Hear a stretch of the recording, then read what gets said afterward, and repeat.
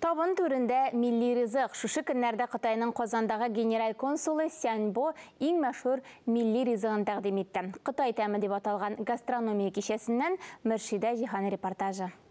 Татарстанда 9 консуллык бар, шуларның берсе Кытайныкы. Алар бүген безгә үзләренең милли ризыкларын әзерләп күрсәттеләр. Ничек дип атала?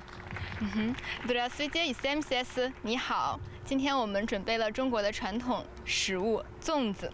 Ли Юаньчжу Кытай халык милли ризыгының кыскача тарихы белән дә таныштырды. Ул гадәттә аждаһа кимәләре бәйрәмендә пешерелә һәм атаклы Кытай шагыйре Цюй Юань истәлегенә багышлана. Китай и Россия, в том числе Татарстан, это как великая культурная держава. Кытай һәм Татарстанның кулинар традицияләрендә уртаклык бар. Мәсәлән, татар чәкчәге белән Пекинның татлы кабымлыгының тәме бер үк. Мәдәният аша Кытай һәм Татарстан халыклары арасында үзара хезмәттәшлекне тагын да арттырырга телибез. Әлеге чара Казан шәһәренең туризмны үстерү комитетының һәм чит ил дәүләтләренең консуллыкларының уртак кулинар проекты. Для нас это уже такая стала традиция. Бу 6-нчы гастрономик кичке аш, милли аш-су аркылы төрле халыкларның мәдәнияте чагыла.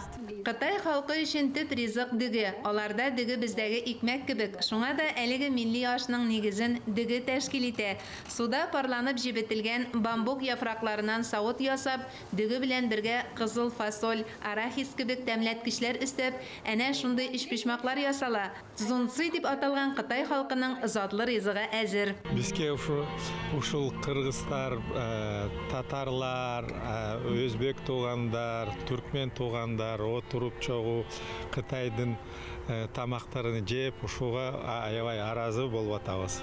Бик шады, biz Китай белән дуслар. Алар безгә бик күп туристлар алып киләләр. Милли аш әзерләнгән арада кунакларга кыска гына концерт программасы да тәкъдим ителде.